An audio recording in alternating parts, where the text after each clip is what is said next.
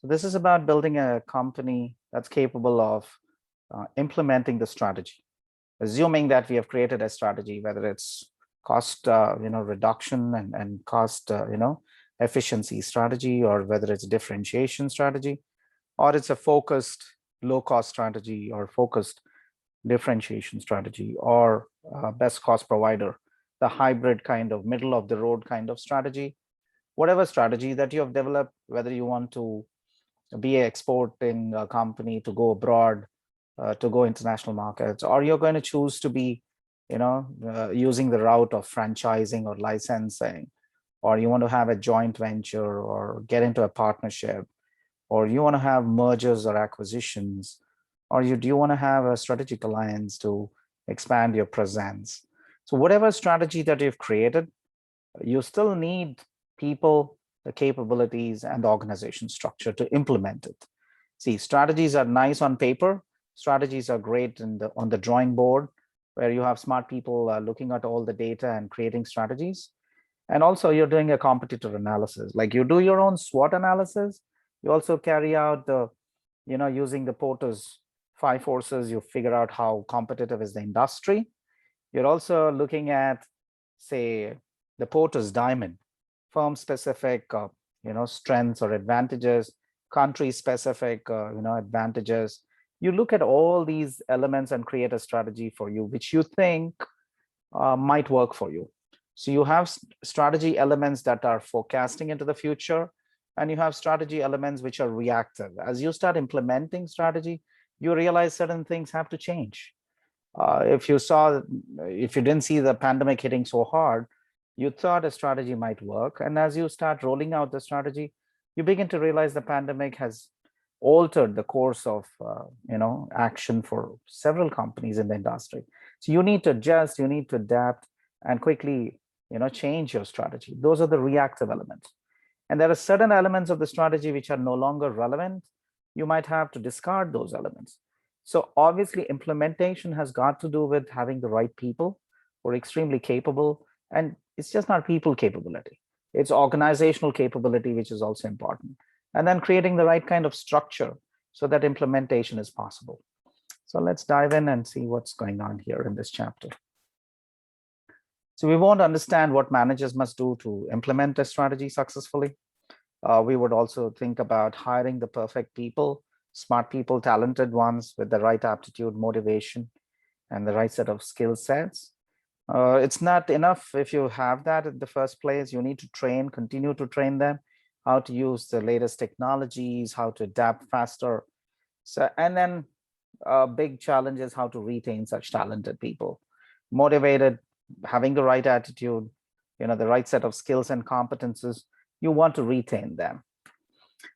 We also want to understand, good strategy execution requires continuously building and upgrading organizational resources and capabilities. See, you might say you start off on year one and you say, these are my strengths, these are my capabilities, these are my core competences as a company. But eventually somebody else is going to do the same things as you're doing. Say OnePlus or Xiaomi or Huawei or Vivo, all these Chinese companies that have come and become big in terms of manufacturing mobile phones. They're a massive threat to Samsung. They're doing so good. I mean, they're a threat to Apple in several regions, Samsung across the globe.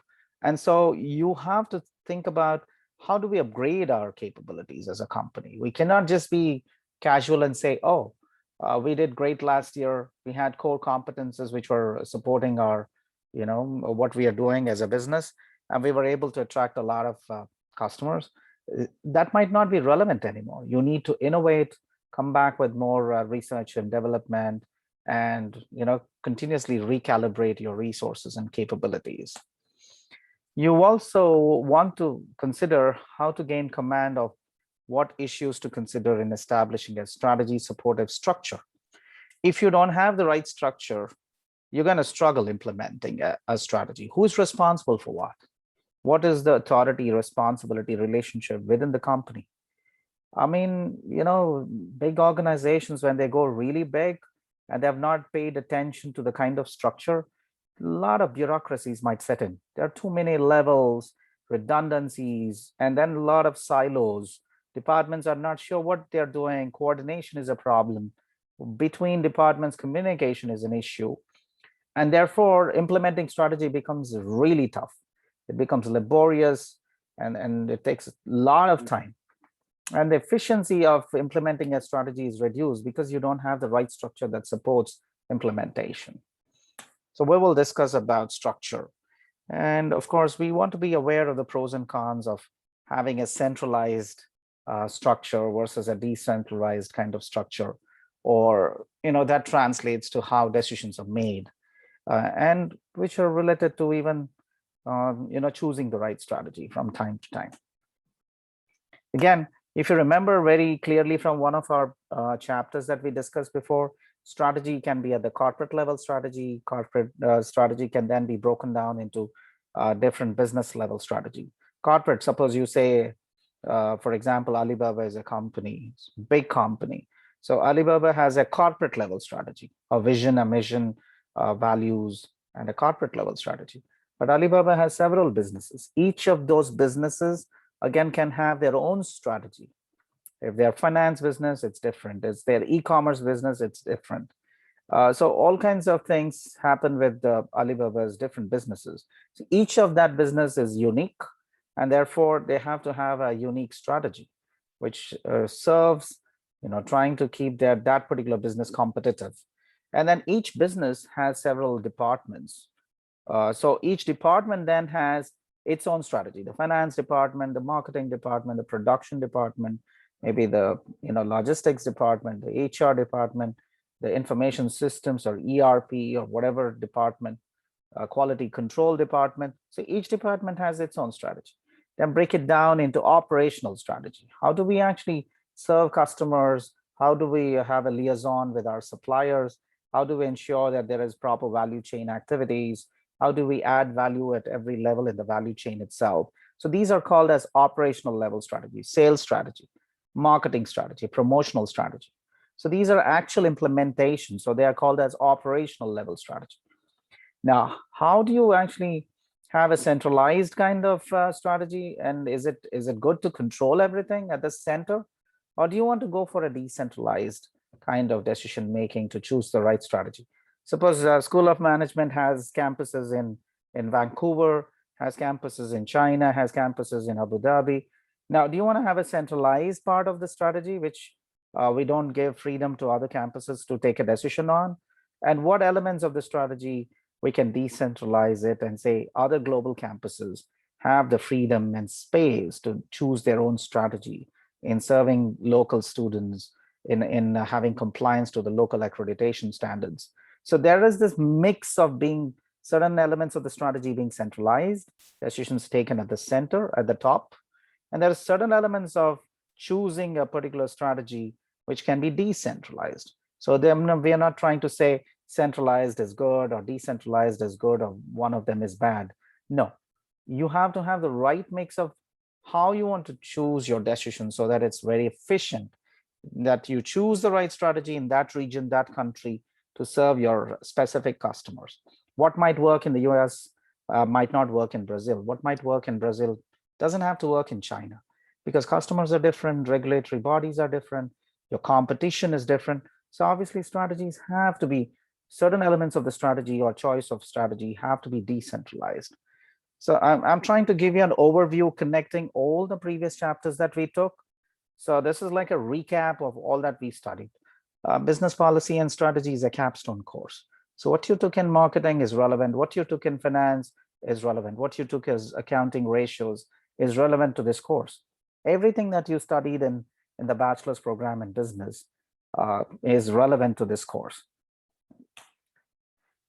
So executing strategy or implementing strategy, it's operations driven, and operations driven it's very important, because if you don't know how to implement strategy, even the best strategy might look good on paper, in the documents, in the files. When we have those discussions and presentations, it looks very well. But if you don't know how to put it into practice or implement it properly, then you have a serious issue. So it involves management, people, and processes.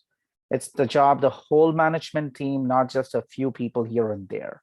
Implementing strategy, see, that's the buy-in. When you create a strategy involving everybody, when you're trying to develop a strategy involving all levels of the organization, you remember we studied who is responsible for creating a strategy. It's just not the CEO, the CFO, or the CIO, or the COO. All of them at the top, all of them at the middle level, all of them at the lower level. Every employee must be involved. There should be that passion when you're understanding the vision and mission of the company. There should be that passion that you appreciate the values that the company stands for. Everybody should be excited that we are creating a strategy for the future, and in trying to implement that strategy. And if we have that success, it's for the benefit of all, not just for the company, but for individuals as well. And obviously satisfied customers means repeat purchases, better brand recognition, greater sales, greater revenues, greater profitability. So we got to understand, when we work, we are important people. And then if we actually put in our 100% effort and trying to implement the strategy, all of us stand to benefit from it. So it's the responsibility of the entire organization, and can take years longer to develop as a real proficiency than just implementing strategy. That's the key. Why are some companies so great while other companies are there, but they're struggling all the time? They're struggling. It's because this ability to implement strategy efficiently is a learning exercise. Organizational learning is there. And if you have that kind of DNA within the company, I mean, it's that much more easy for certain companies. They think, oh, we have a new strategy, we can adapt quickly. We are hit by the pandemic, we can change course very quickly. If we have competition, we know how to maneuver and come out of that difficult situation quickly. So obviously for some companies, it looks pretty easy because they have created those processes. They have skilled people. They have the right structure. They have the right reward system. They have the great leadership at the organization. There are plenty of things that go into not just planning the strategy, but implementing strategy, and requires a determined commitment to change, action, and performance. This is exactly what I'm speaking. Unless there is a buy-in from your employees at all levels, unless that kind of commitment to what you're doing as a strategy is reflected in every person's actions. All of us have to think the same thing. Our efforts are driven for that strategy implementation.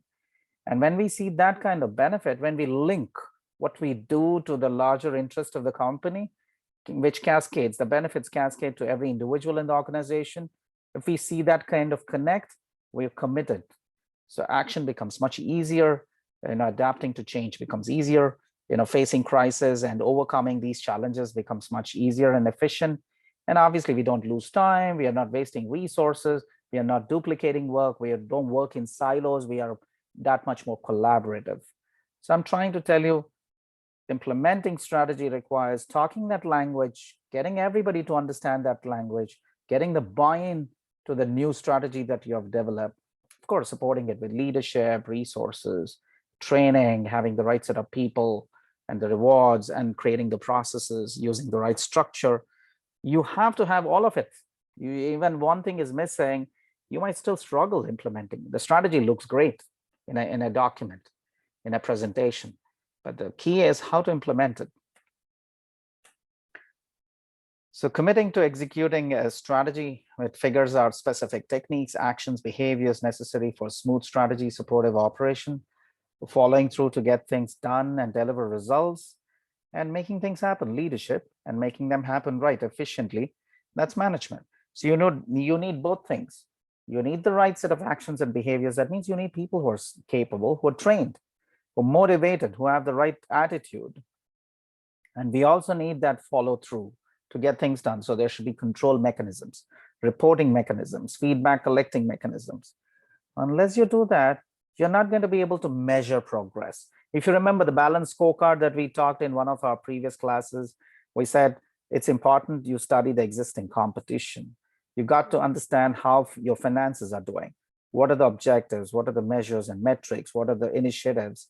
What is that you want to do to improve your finances?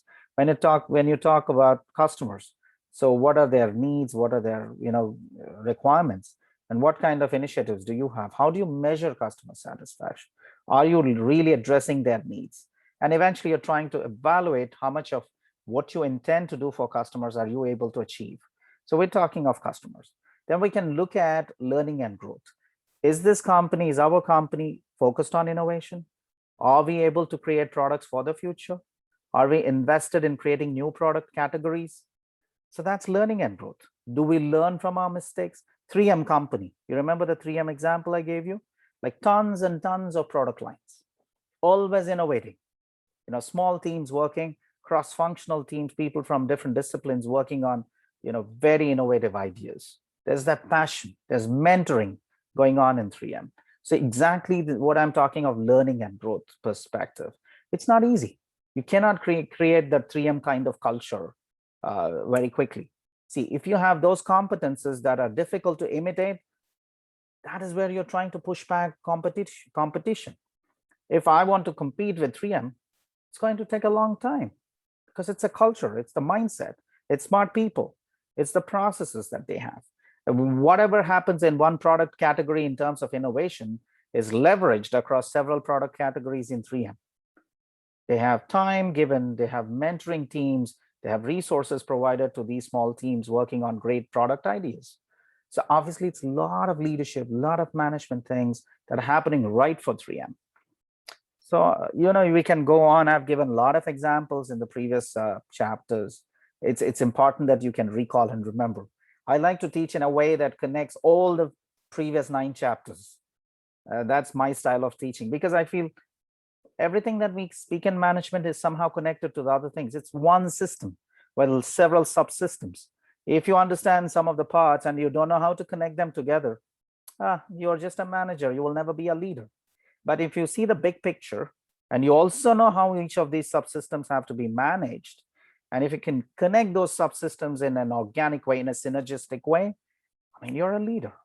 So I cannot emphasize enough how important leadership is, as much as management is, because we want to use resources in an optimal way. We want to be fast, efficient, have as less deviation in processes, as less deviation in the quality of products as possible. But also you got to have the big picture. Look at the environment, study the competition, take the right decisions for your organization. Leadership, motivate your people, continue to be passionate. Even during hard, difficult times, you never call it quits. That's what leadership is all about. Self-belief, self-efficacy, championing the cause of your employees. So that leadership word, it just fascinates me. So the principal components of strategy implementation or execution process: staff the organization with managers and employees capable of executing the strategy well. Right people. You get the wrong person in the wrong place, you're doomed. They'll take the ship down along with them. So when you hire people, you need to have a comprehensive selection process. I know companies like, say, Microsoft, for example. It's a very, very comprehensive selection process. They go through. Apple does the same thing. They have 3 or 4 rounds of interviews. They ask tough questions. Why? The question, because they want the right set of people, not just capabilities, technical abilities, innovation. They're going to look at aptitude, your attitude towards work, your ability to work in teams, your leadership skills, your drive. All that is being tested. They want to make sure they have the right staff. Otherwise, implementing strategy, moving the kind of strategy. See, Apple, I think, is driven by innovation, high quality. So if they want to continue to innovate, I think they're even working on electric cars. So if they want to continue that kind of impetus on their innovation as a strategy, they need smart people. Then the second point, build the organization's capabilities required for successful strategy execution. You need technologies, you need processes, you need skilled people, you need that kind of knowledge sharing within the company. You need to have communities of practice where best practices are being discussed and implemented. So these are organizational capabilities, apart from your ability to manage your finances, your logistics, all the other things. So brand building, marketing, all that is important. Create a strategy supportive organization structure. It should be fast. If you have too many layers in the company, communication is a problem. Manipulation in whatever you're saying, it takes a long time for you to get permissions. These kind of issues are always there. So if you don't choose a structure which fits your technology, which fits your strategy, You're asking for trouble. Structure should fit your strategy and your basically your technologies. If it doesn't fit that, it'll just hinder the implementation of strategy big time. Allocate sufficient budget, obviously resources. If I have the best strategy, but I don't have resources, what am I going to do? Let's assume I have the best marketing plan to recruit more students. It's all great ideas, but I don't have budget. I just don't have the money. I'm going to struggle, guys. Marketing is such an important thing. You might have a great product. How do you get it across? How do you package it nicely? How do you communicate that properly? How do you use the right media or channels? You might spend tons of money using the wrong channel. Where is your audience? Which kind of audience actually is that you want to draw attention? And you want to, how do you convince them to take, complete the deal? See, I might look at your advertisement, but I'm not impressed.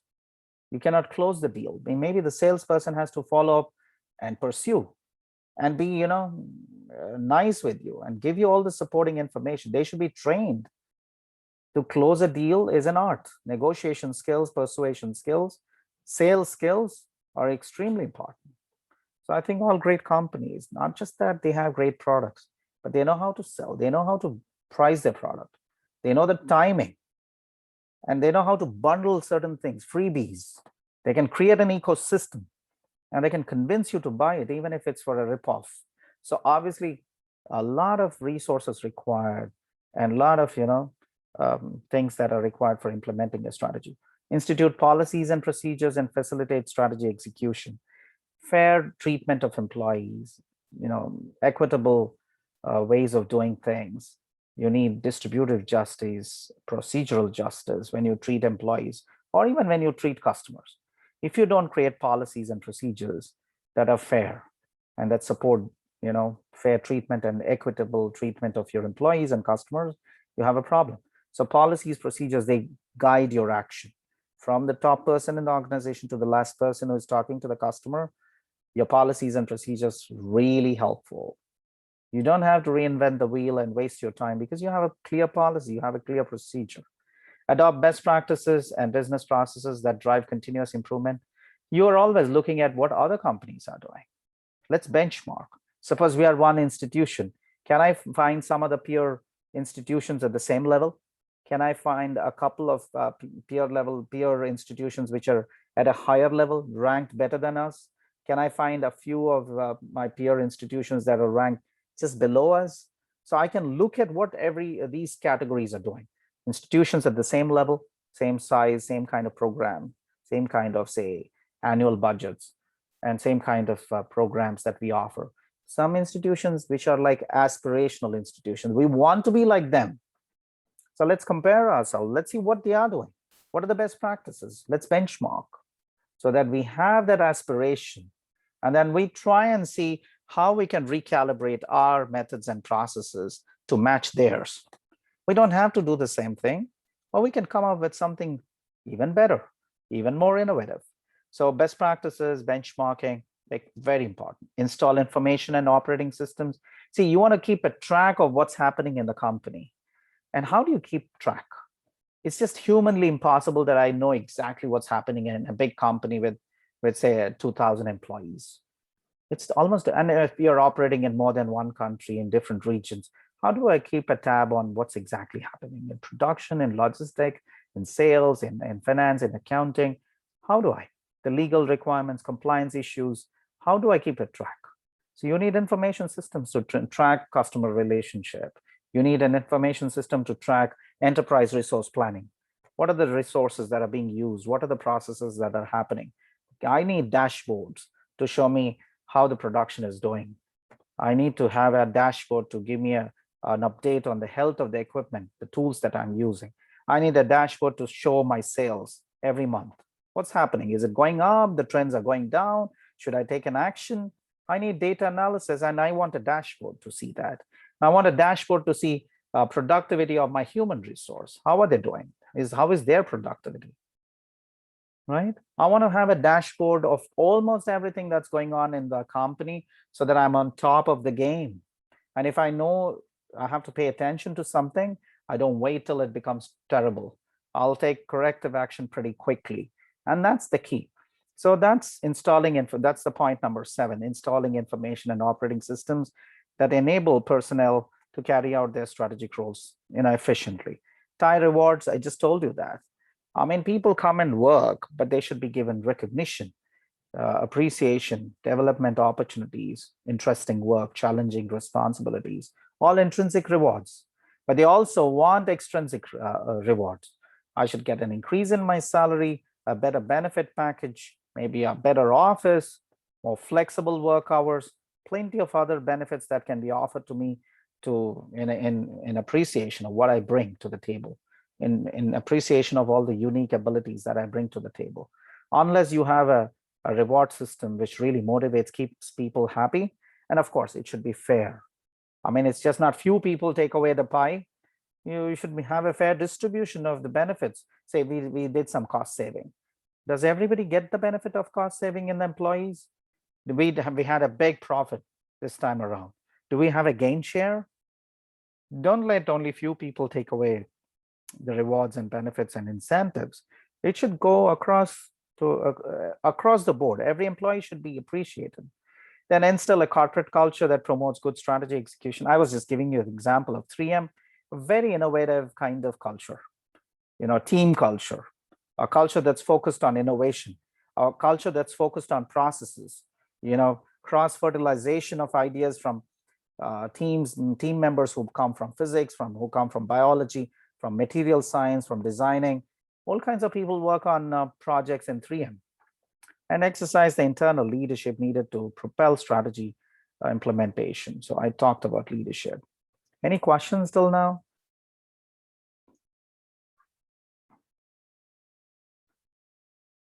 Okay. Each of that, where to begin? So assemble a strong management team, as that's what I was trying to say, and a cadre of capable employees. I explained that, so I'm not going to repeat myself there. We need smart people, and smart people don't necessarily mean that they can do all work. So you need to continue to train them. So renew, upgrade, revise resources, capabilities. It could be new software, new technologies, new equipment, new tools, more training, all kinds of things. Create an organization structure that is strategy supportive. What kind of structure? Will you have a mechanistic structure? It's a simple production, simple technology being used, or if the technology has to be customized, the products have to be extremely customized, every client's requirements are different, then would you want to have, say, an organic structure? So the kind of structure should actually match what kind of business you do, what kind of processes you have, whether it's mass production, whether it's a batch production, or whether it's a unit production. That will determine the kind of structure you want to have. Suppose it's a mass production. We produce the same product day in and day out. You don't have to alter the shape and the size and the specifications of the product that you're making. No need of customization. Every client uses the same product. It's very standardized. Well, mechanistic structure is good. But imagine if you're a software company that's offering software solutions for your client. Every client is different. Every client's businesses are different. And so their requirements are very unique. So obviously, when you're designing software solutions for each of your client, if it's very unique kind of solutions, that means there's plenty of flexibility, freedom, autonomy. I mean, you have to afford your team a lot of space in trying to offer those unique solutions for your clients, because each client's requirements are different. So you cannot use a mechanistic structure. It's not, an assembly line that you're producing the same product. It has to be an organic structure. So you took Management 370 org behavior, and I'm sure you studied structure. And we also discussed structure in one of our previous classes, if I remember right. So staffing the company, strong management team, we need somebody who are planners, who ask tough questions, who collect data and stuff like that, will help in planning. Implementers who can manage and lead. These are the people who are pragmatic, they are action oriented. We need certain people who can execute the strategies and turn decisions into actions. Doers. You've got to be a doer, not just the talker, talk, like the way your professor is talking right now. You have to be a doer. So most of the times I keep thinking, oh man, we teach business. Do we do actually business? Right now I'm getting into that kind of space. where I want to actually do a business and pursue a business seriously. Given the fact that the pandemic is around, everything gets delayed. But you have to wait and play. It's a waiting game. You cannot be in a hurry. You have to be careful, and during these times you don't want to put anybody at risk. So I'm getting to not just being a planner, not just being an implementer. I want to be an executor as well. That's what is my dream. I think all of you are like that. You're very entrepreneurial, so you're very good at planning because you've taken this, whatever formal education in business. You can really plan, and I'm sure you're leaders in your own right. And the thing that I think your generation is capable of is you just don't talk, you do. There's so much of opportunity right now because of technology, because of information and mobility of resources, and your exposure to several countries and regions. That actually gives you an advantage. And just not being a planner or an implementer, you can be an executor because you can actually convert your decisions into actions. You can have startup companies. I'm sure you will succeed. So a critical mass of talented activist managers who are driven by action, who can plan, who can implement, who can execute the strategy. We need a critical mass. Few people, not going to be helpful. We need a critical mass. We need sizable number of people who are doers, who are implementers, who are planners. That's the key. Good companies are like that. Recruiting, training, retaining. We spoke about it. We want to have the right recruitment strategy. Go to New York Tech School of Management, BUSI 435 class, you will get the best students. I'll tell all the companies that. Recruiting, don't search any faraway places. Don't waste your money trying to recruit from elsewhere. Go to New York Tech School of Management, BUSI 435 class. The smartest people are around here. I'm trying to promote you guys. So recruiting is which source are you looking for your prospective employee, for your job incumbents? Where are you looking for them? And recruiting is also creating the right set of advertisements. How do you describe the job? Job descriptions. Jessica, she's a HR student. She'll tell me job description, job specification, and job evaluation. All three must be there in your recruitment advertisement so that you actually attract the right set of talented people to apply for that position. And then obviously selection process. As I just mentioned, Apple has a very comprehensive selection process. Microsoft has a comprehensive selection process. You want to use the right set of tools that you can pick and select the right people to be your employees. You don't want to reject the right ones. You don't want to accept the wrong applicants. You can possibly make both the mistakes, and therefore the validity and reliability of your selection tools is extremely important. So recruit using the right sources, recruit using the right communication channels, and the right places where you can ask people to apply for jobs, and you have the right selection tools, because those selection tools must be reliable. They should be able to predict performance, and they should be valid as well. So if you have those kind of selection tools, then definitely you'll have the right set of people. Not enough if you hire them, you need to continuously train them. Things have changed so drastically, right? Technologies have altered many jobs in the companies. So training, continuous training, customized training, training that's very relevant to their jobs and which will have positive impact on their performance. I think that's the key. You cannot give training just because you have a budget for training. Customize it. It should be need-based training.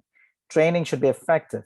There should be transfer of learning. Whatever people learn in training, they should be able to create impact on their performance and contribute to their own performance as much as they do to the organization. Rotate promising people through challenging and skill stretching international assignments. Here you go. I worked in India, worked in Abu Dhabi, in Jordan, and then in the US. For me, I'm a classical example of rotating people. I did several positions: Director of Experiential Education, Director of Student Advancement, Department Assessment Director, Assistant Dean in one campus, Director of Accreditation Maintenance here, Program Director for the MBA. Rotate people. Give them the exposure. Let them learn by doing. Keep them motivated. Keep them engaged. Make the work environment stimulating and engaging. See, here you go, engagement. Make it a great place to work. I've enjoyed. This is my 13th year at New York Tech. I've really enjoyed every minute. As much as I've learned, I've tried to contribute. And I've done 13 years well invested. I wouldn't say well spent, also well invested. When you create meaningful impacts on your stakeholders, it could be students, it could be organization, it could be the administration, it could be peer group members, other faculty. It could be interacting and creating networks with industry, creating that kind of goodwill. I've done it all. So it's 13 years, and research, of course. So it's really 13 years well invested. That's what I would think. Use an assortment of financial incentives and perks to retain employees. Again, as I said, you need to recognize talented people who work very hard and who do so much and who bring unique set of skills to the workplace, and they spend 8 hours of time with you. It's a substantial amount of time that they're of their lives. It's like 30% of their life that they spend at the company. You need to compensate them. You need to appreciate them, recognize them, both intrinsic and as well as extrinsic. Coach average performers to improve their skills. See, that's the key. Not all of us are born genius. We're not supposed to be. We're not programmed to be perfect. All of us are still capable. It's just that you need to have somebody who can be a mentor or a coach. And if you did that, I'm sure all of us can do amazing things. While, of course, underperformers, you give them a chance, you might train them, you might give them a session of counseling. But if all that doesn't work, you should get rid of underperformers. So at some point of time, you have to take tough decisions, because they always say you're as strong as your weakest link. So you don't want to continue keeping people who are just mediocre and they're just journeymen and they're inhibiting progress. So approaches to building competences and capabilities. You can develop capabilities internally. You can acquire capabilities through mergers and acquisitions and through collaborative partnerships. I gave a lot of examples like mergers and acquisitions, Kraft acquiring Cadbury's.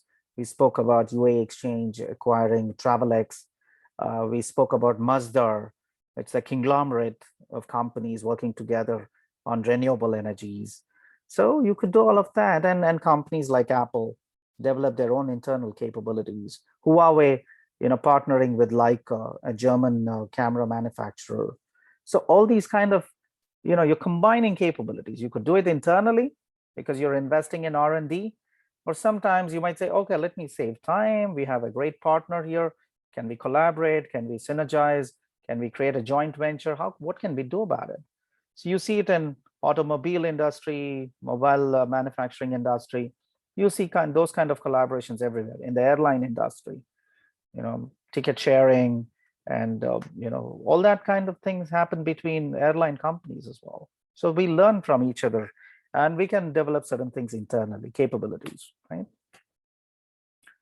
So that's what I was saying. If you want to develop internally the capabilities, strengthen your base of skills, knowledge, and intellect, coordinate and integrate the efforts of groups, departments, create communities of practice, create mechanisms where employees are encouraged to generate ideas and share those ideas.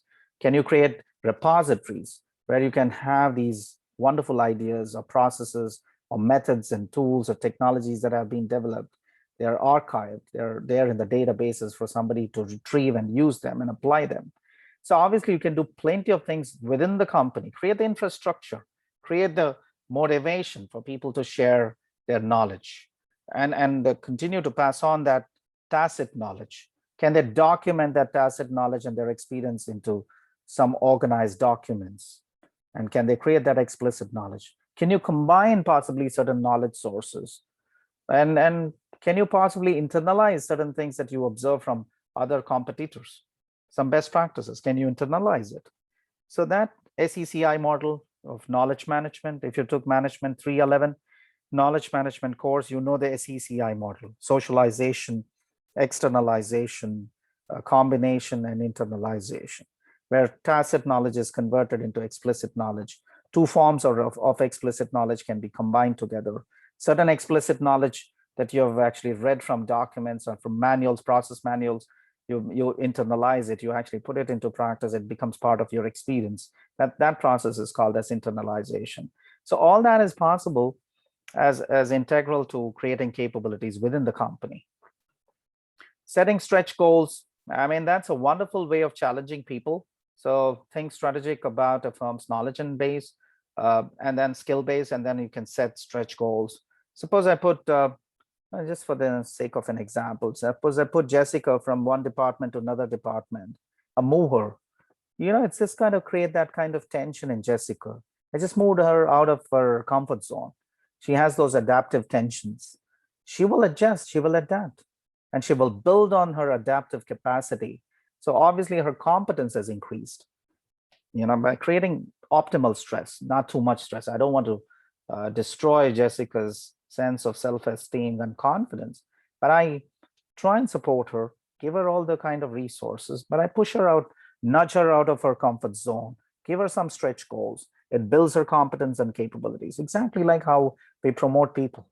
As you grow older, you assume higher responsibilities. You do the work of more people, and you do higher level work as well. Think strategically about the company's opportunities and challenges.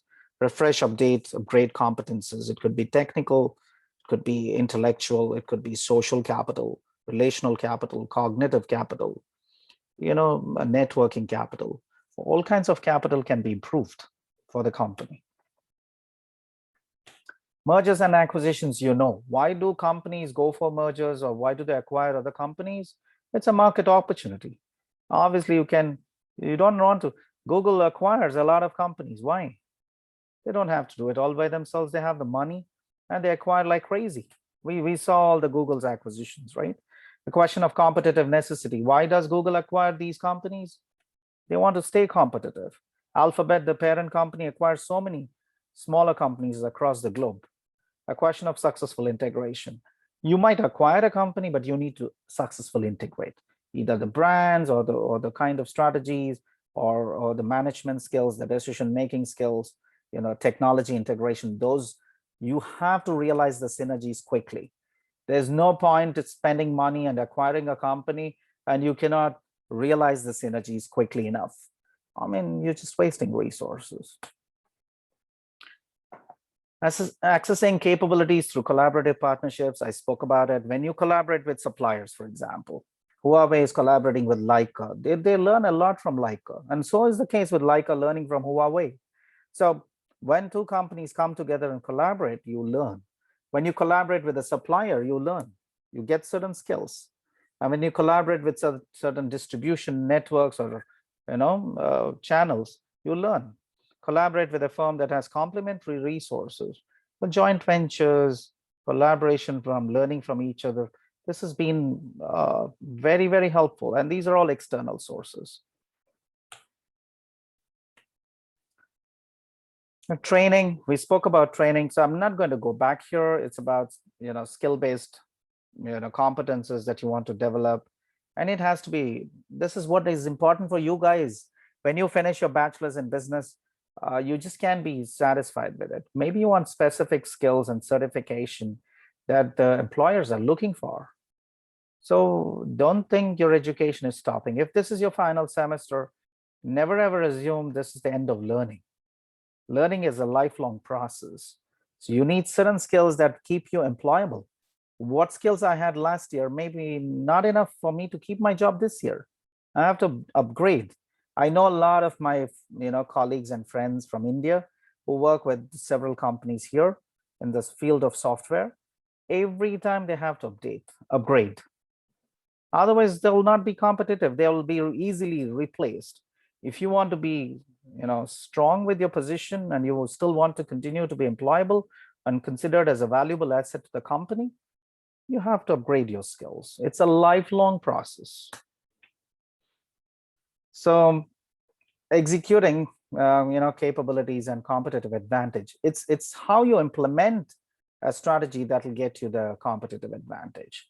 So what's a competitive advantage?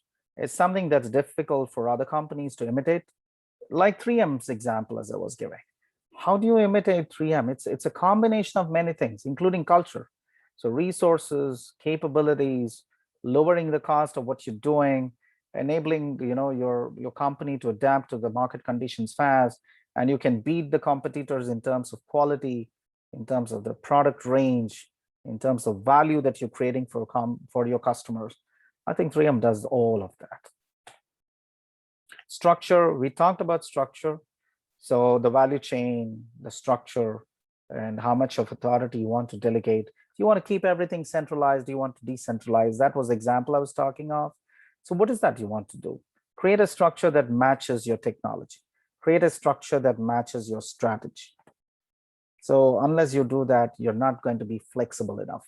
Suppose you need to offer customized products or services to your clients, you need a very flexible structure. If you're offering a standard product, it's a simple technology, mass production, your strategy is efficiency, not innovation, you can have a mechanistic structure. So the choice of structure is extremely important. Outsourcing, we discussed outsourcing. So there are certain core things that you want to keep. Suppose Apple, they take care of design. Their whole strategy is about design. They do not do the manufacturing, that's outsourced. Several companies in China, Foxconn, they do the manufacturing. Apple does the design. So when you outsource certain things that are not core, you have resources left with you, have time, you have smart people doing things which are more important, which are related to your core competences. And in the case of Apple, your smartest people are involved with design elements, with future innovations. They're not involved in actual manufacturing. They're not fixing the bulb. They're not taking care of the assembly line. No. So you can flatten the structure. You can remove bureaucracies. You can use capabilities and unique set of abilities of your people in your core competences. You can build partnerships. You have so much time. You have so much of resources left because you made the right choices of what you should want to outsource. Anything that's not core, you can outsource. So different types of structure, simple structure. Now, simple structure is simple because you have line and staff function. Simple structures are possible when a company is small and it's not very complex. They don't have too many departments. Maybe they don't operate in more than one country. They're extremely small in terms of number of employees. So simple structures are easy. Functional structure departments. As I said, finance is a department, marketing is a department, procurement could be a department, your other logistics could be a department, quality control could be a department, your information service could be a department, administration and safety could be a department. So you can organize it that way if that is the right structure for you. I'm not saying one is better over the other. It all depends on what kind of business you're doing. Multi-divisional structure, when you say General Electric, they have a business in, say, finance, they have a business in aircraft engines, they have a business in medical systems and equipment and tools. They have different, each is a division. You can do that. Matrix structure, it's like project management. For example, you have on the x-axis finance, marketing, quality control, HR, information system. On the y-axis, you have project A, project B, project C, project D. You combine, that's a matrix organization. So different structures help different businesses. You have to make the right choice. Decision making, I was explaining that to you, how much should be centralized, how much should be decentralized. Authority that's retained by top management, then you say centralized decision making. If there is an element of delegation, suppose I can give you my own example. When I was the assistant dean in Abu Dhabi campus, my dean let me do what is right for my students there. He let me operate there, the customization, the contextualization, local industry partners, local students' requirements, all that was taken care of by me, including the local accreditation, the ministry accreditation there. Certain things which are centralized, AACSB accreditation, centralized, I was just helping. But the UAE ministry accreditation, I did there. So certain elements decentralized, certain elements centralized. So, you can capture cross-business strategic fit. We spoke about diversification and unrelated and related diversification, if you remember. So what value chains that we have? Suppose we have two businesses. You look at the two businesses value chain. Can we actually have a cross-business strategic fit? Maybe certain value chain elements can help each other.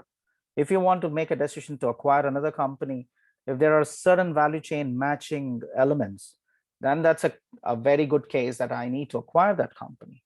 So looking at those kind of things will help you decide, you want to centralize certain elements or do you want to decentralize certain elements, because there are strategic cross business strategic fit of value chain elements. We spoke about this plenty in one of our previous chapters. Facilitating collaboration with external partners can be done by strategic alliances. Mazdar's example, outsourcing arrangements, Apple doing it with Foxconn, for example, joint venture, Huawei and Leica as an example, Sony Ericsson in the past, which didn't do that great, cooperative partnerships. Now a bunch of companies that can cooperate on certain things. So all these are proper cases of facilitating collaboration with external partners, not just within the company. So I'm just done with this chapter. So I can move to, do you have questions here? I'll be happy to take questions on chapter 10 before I move to chapter 11. Any questions?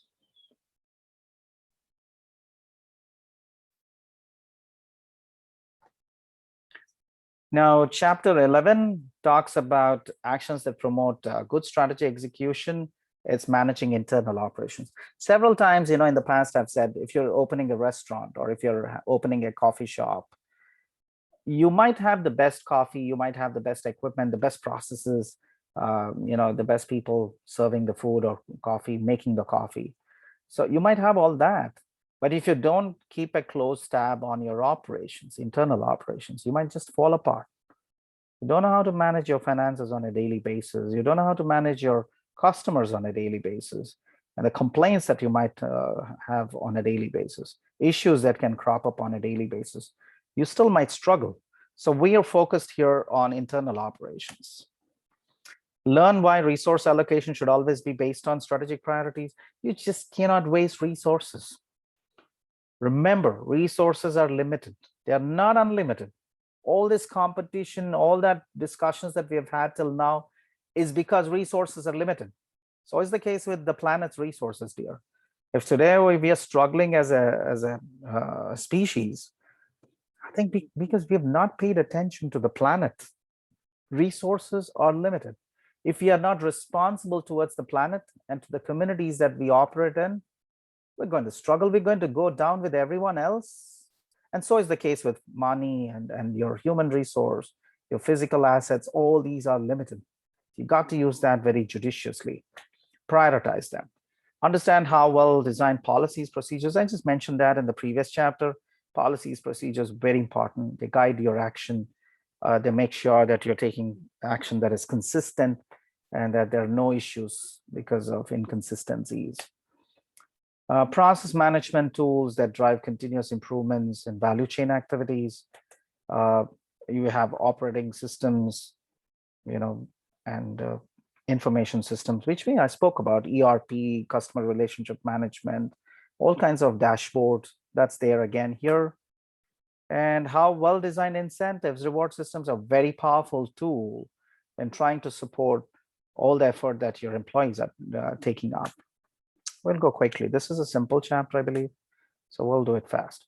Allocating resources. Again, you get requests for resources. Every company has this process of getting requisitions for resources. You need to prioritize what's important, what's urgent. Important things, urgent things have to be acted on. Something that can be postponed. You don't have to spend resources right now. Same is the case with how you plan your own finances in your own family. You have to be very careful when you're operating your business. So instituting policies and procedures that facilitate strategy execution, tools, drive continuous improvement in the value chain. We spoke about information resources and operating systems, rewards. Okay, let's go to the first one.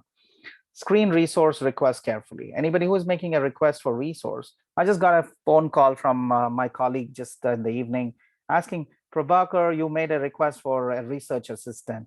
Do you really require one? So what is the kind of work that you're planning to do with your research assistant? And when I explained, the request was forwarded. It was considered. It was recommended. Meaning which you need a justification when somebody is asking for a resource. It could be software, it could be technology, it could be money, it could be people, it could be a team, anything. You have to make sure you screen resource requests carefully. Approve only that contribute to strategy. Don't approve resources which do not actually contribute to strategy implementation. Provide the level of resource. Don't provide too much because resources will be wasted. Don't provide too less because you will not get the work done. So that's the key. You have to get the work done, but not by wasting resources. Every penny counts. Remember, guys, for every dollar you spend or invest, you want to earn $10.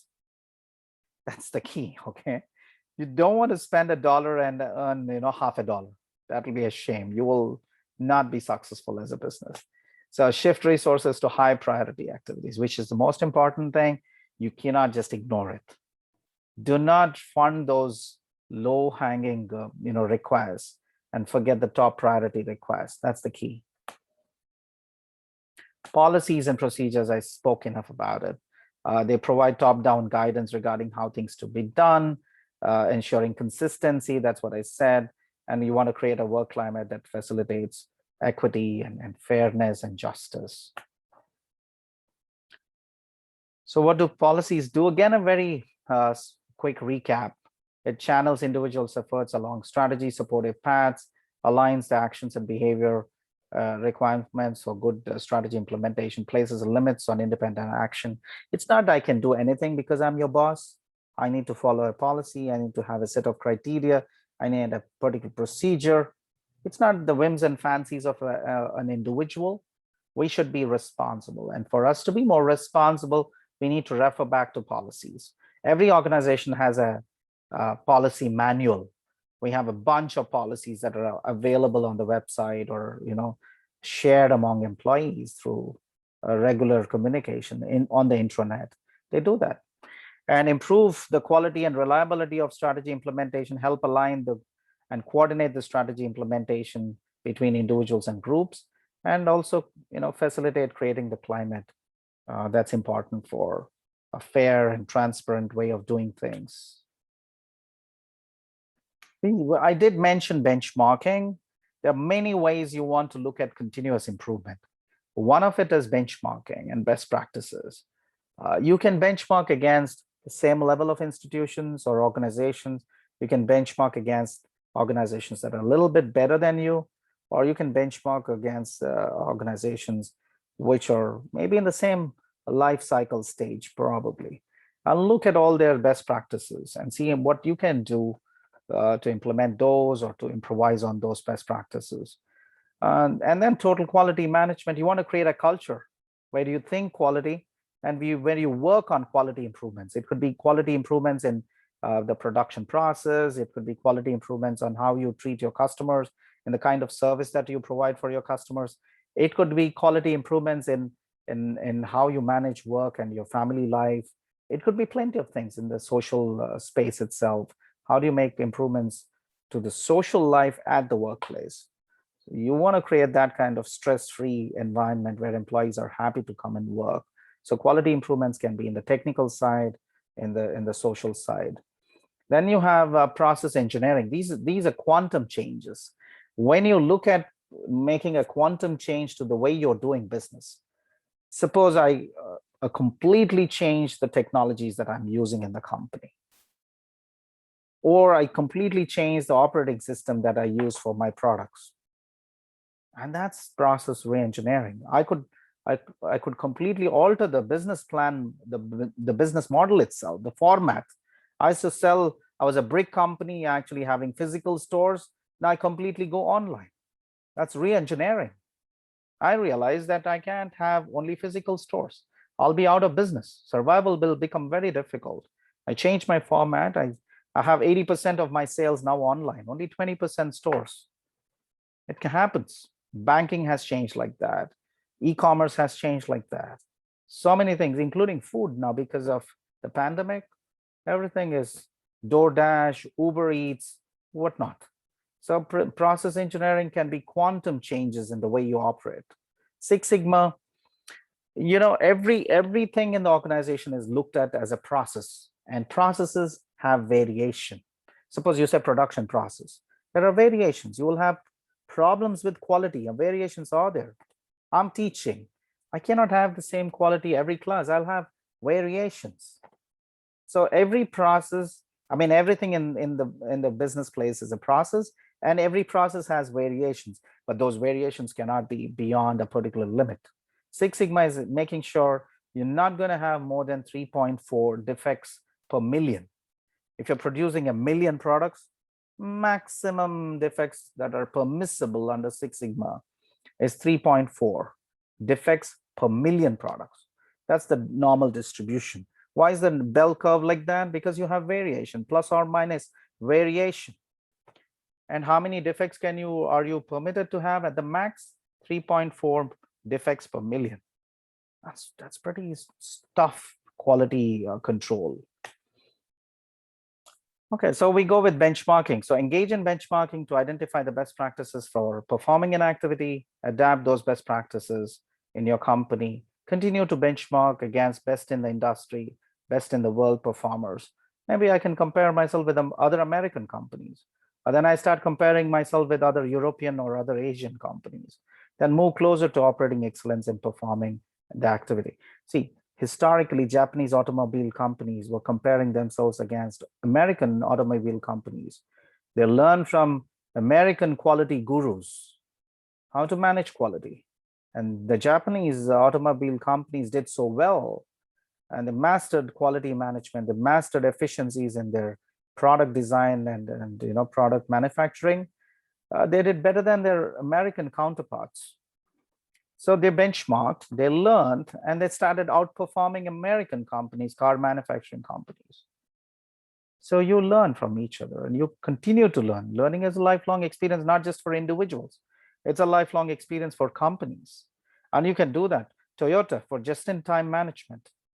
See, just controlling their inventory and making sure their production doesn't get disrupted, that they do not have too much of inventory, they do not have excessive warehousing cost, or ordering cost, or transaction cost. They minimized all that. Toyota took a good 12 years to perfect just-in-time management of their inventory. It's called JIT, just-in-time. So re-engineering the organization, that's a quantum change. It's radically redesigning, streamlining work effort, flows, processes. You're making a quantum change in the way you operate. Maybe you had 1,000 employees doing the job for you. Now you just need maybe 200. You replaced a lot of people with the more efficient technology, with going online. You reduce the number of outlets. You change the way customers can transact. You made it much more easy, seamless. I know it's not always good because you're firing so many employees. It's happening all across companies, but that's what is process re-engineering.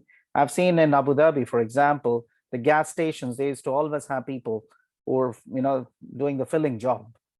Suddenly they said, no, you don't have to have people who will fill the gas for you. It's self-serving, like in the United States. A lot of people went out of employment. Those, every gas station had 3 or 4 people. Now you had 1 person there.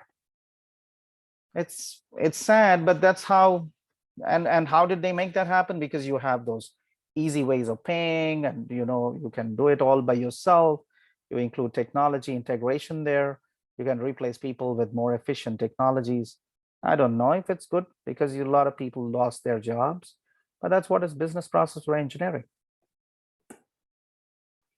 Continuous improvement, total quality. I said that's a culture of improving the performance in every task that you do on the value chain.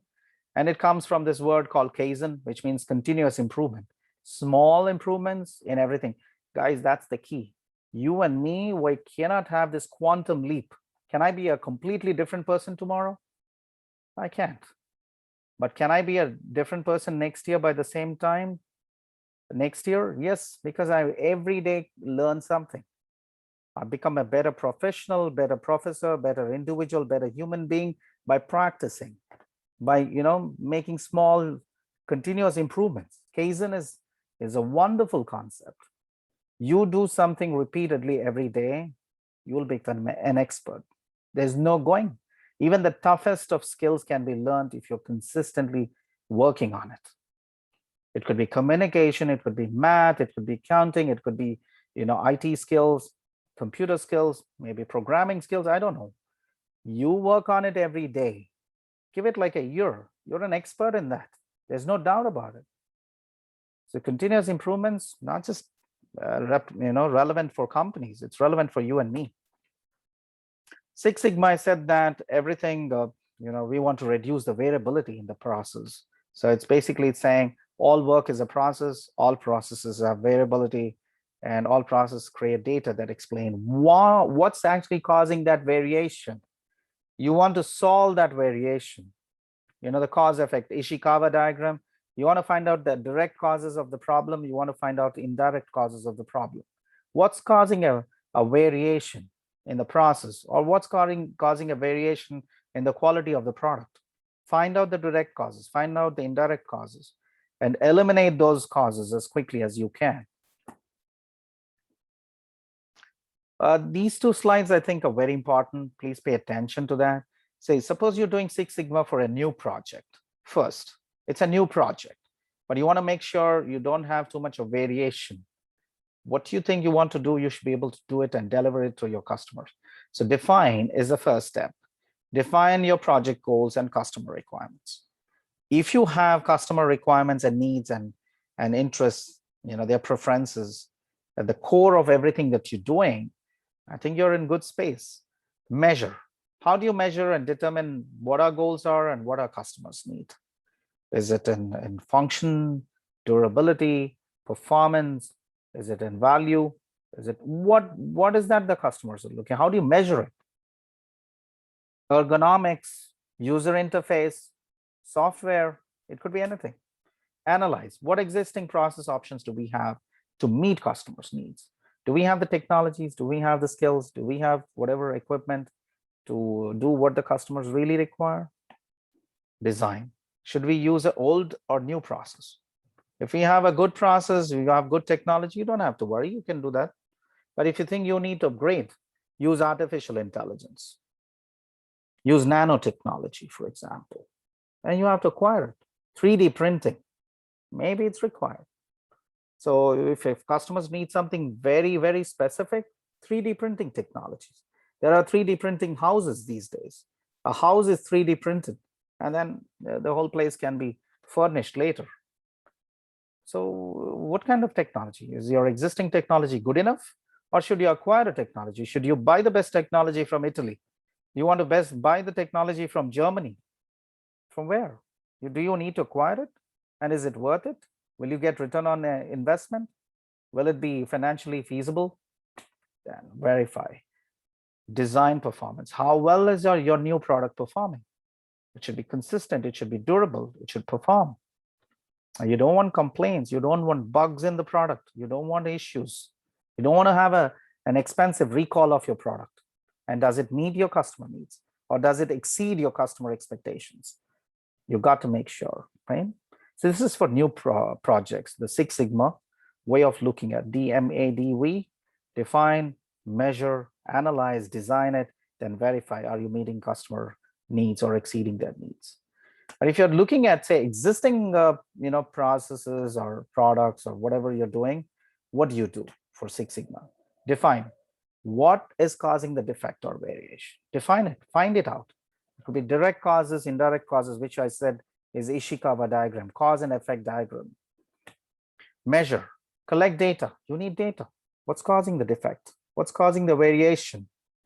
Imagine on the operation table, you go to a hospital and there is a problem. There is a variation. They should follow a procedure, but they have some variation. You're risking a person's life. You have to follow the standard protocol. You have no chance for having a variation in the protocol, maybe whether it's conducting an operative procedure or picking and choosing to give a certain medication in your diagnosis process. You can't have variation. 3.4 people in a million can die if there is a problem with quality or variation in the process. 3.4 people, 4 people on an average dying because of an issue with process, issue with quality. Shame. So I'm telling you, quality is very important, okay? Analyze, determine when, why, and where the defect is occurring. Is it occurring in the raw material stage? Does it occur in the production stage? Does it occur in the finishing stage or in the assembly stage? Does it occur in the packaging stage, in transportation stage? Where does it occur? Analyze, improve. Look at the best practice to eliminate the defect. Can we replace certain elements in the value chain? Can we alter certain elements? Can we improve the technology used in those value chain activities to overcome that defect? And the last one, control. Train people so that they can be careful with not making the same mistake. Monitor high quality that you were trying to achieve, continue to monitor, and whatever improvements you've made, sustain it, reinforce it, make sure you don't go back to the old methods. You made this progress, keep that progress, reinforce those positive changes. So re-engineering and continuous improvement are a little different. Re-engineering is a quantum leap. It's a huge change, aims at one quantum improvement. Continuous improvements like TQM, where you're creating a culture, or Six Sigma, where you're trying to look at the defects and overcome those defects. They're incremental, they're small little improvements every day. Six Sigma is a good certification if you guys want to do it. Action steps to realize the values of TQM and Six Sigma, the continuous improvements: commit to total quality, foster quality supportive behavior, empower all employees to improve quality, train them using online systems. So that's the key. Use technology wherever you can, emphasize the necessity for improved performance. See, quality is in the mind. If you think quality, you will do quality stuff. Suppose I give you an assignment. Any professor gives you an assignment. You cannot expect less than the best from yourself, because you're setting a benchmark for yourself. You're not doing it because the professor is forcing you to do it. You are that person who is capable of the best. So setting a benchmark, raising the benchmark every time for yourself every semester, that's the way you're pushing for quality improvements. You don't wait for your professor to push you. No, you're responsible. So it's a mindset, it's a culture that you want to have for yourself. So once you appreciate and you don't want to compromise on quality in your own way of doing things, you'll begin to expect the same thing from your team members, from your employees. You will kind of create that kind of training for them. You will support quality improvements. You will reward quality improvements. I spoke enough about quality. Installing information systems, that's what I said. You can have an organizational dashboard, an enterprise resource planning software, ERP software. Companies like Salesforce, for example, it's a British company, Salesforce. They offer ERP systems. Salesforce is doing really well, even in the United States, even in India. It's a British company. I'll have a lot of students working in Salesforce. They create those customized ERP solutions, enterprise resource planning software solutions for different clients. So what do? It's like an organizational dashboard. It gives you all the operations that the company is doing. And it gives you data inputs about the health of these operations or processes. It could be finance dashboard. It could be operational dashboard. It could be sales and marketing dashboard. It could be HR productivity dashboard. How productive are our employees? How much is the turnover? Do we have absenteeism? Are we having problems with retention of talented people? HR dashboard. How is their productivity? What kind of rewards are we giving them every month? What bonuses do we offer? What gain share? What cost cutting has been achieved? So plenty of dashboards that you can create using the right information systems and operating systems. So that's what it is, enable better decision making. When I look at the dashboard, I know where something is going wrong. So real-time tracking of implementation, monitoring empowered employee performance, electronic scorecards, build closer relationship with customers, like CRM software. All these are wonderful tools. It's just next to impossible if my company is operating in 10 different countries to monitor all pieces of information and make some meaning out of it. But these enterprise resource planning software tools, I think they're amazing because they bring it all together. They can clean up the data for you. They can give meaningful inputs so that you can take actionable decisions. KPIs, customer data, that's what I said, operations data, employee data, supplier partner data, financial data. You can have all of it in front of you. Tying rewards and incentives. I said that so many times today. You got to have equitable compensation. People come to the workplace. They're bringing their skills, credentials, experiences, unique abilities. They're spending sizable amount of their life at the workplace. You need to treat them with dignity, give them interesting work, give them stretch goals. And when they work and do really well, reward them, extrinsic, intrinsic rewards. You need to do all of that to retain talented people. If they don't see the connection between how hard they work and what rewards do they get from the company, they're not going to stay with you for too long. So you have to engage them, you have to motivate them, take in their ideas, work on those ideas, like 3M, support them with teams and finances and time so that they can work on those pet ideas, continue to convert those ideas into great products or services.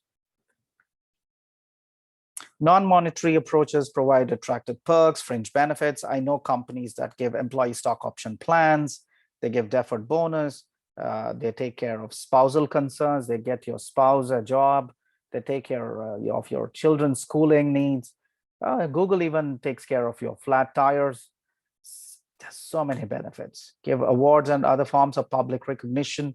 Not necessarily always you have to give money, but just to recognize people for those many years of service. That's a good thing to do. Rely on promotion, succession planning. You don't want to stay in the same place all your life. If your company is thinking about how your promotion opportunities, how your growth in the company is going to be, and support you so that you can build that portfolio, train you so that you can evidence that kind of performance that will get you to the next level in the company. That's true concern for your employees. Invite and act on ideas and suggestions. Japan, a lot of Japanese companies have suggestion boxes. Hundreds and thousands of suggestions are given by each employee. And these suggestions are all prioritized. And they find out what can be actionable, what are feasible, and they actually take action on it.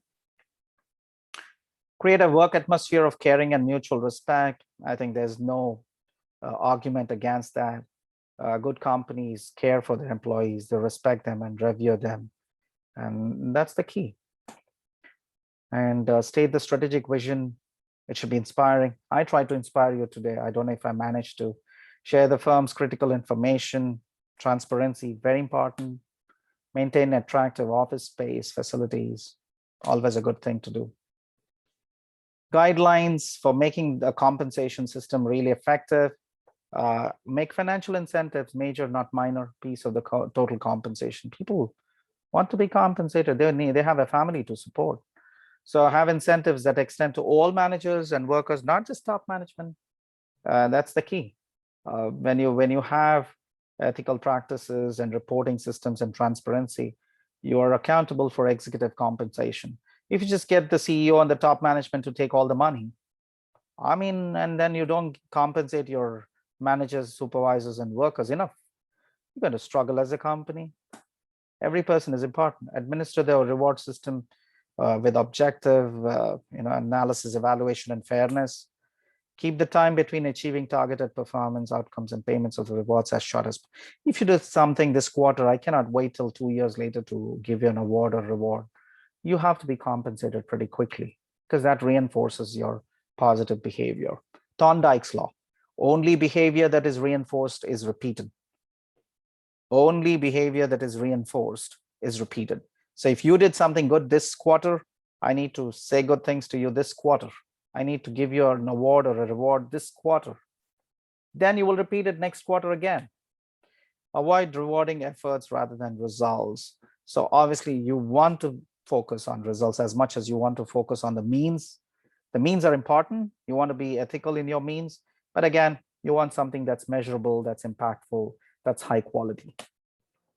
So I'm done with chapter 11. If you have any questions here, please, you can ask me.